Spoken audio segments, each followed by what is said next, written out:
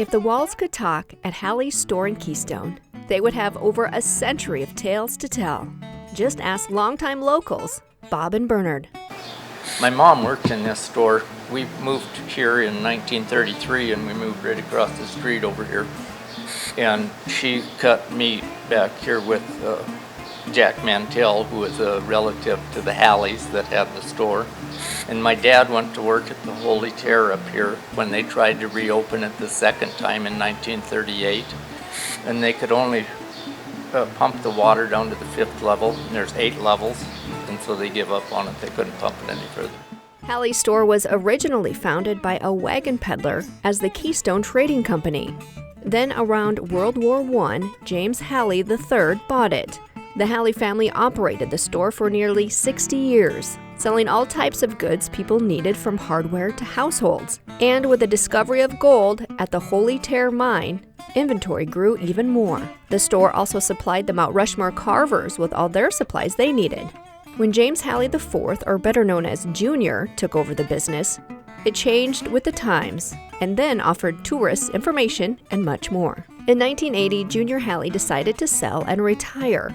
Bob Nelson has operated it with his family ever since. Nowadays, the store offers an experience just walking through, giving guests a glimpse of the past.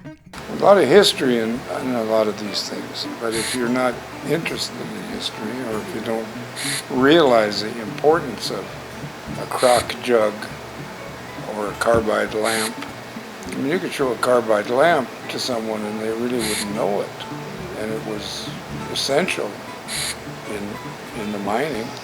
It's interesting, a lot of interesting things, more relics than antiques maybe. And you can get a cold brew there too. And in fact, there's a long-time ongoing challenge.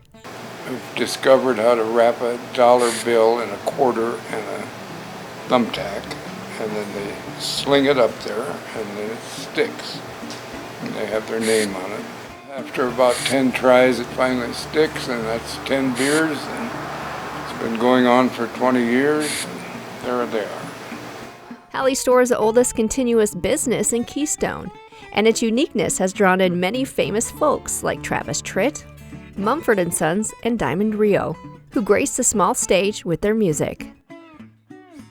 These long-standing friends are putting their memories, stories, and knowledge of the beloved town they know so well on paper, hoping to keep the history alive.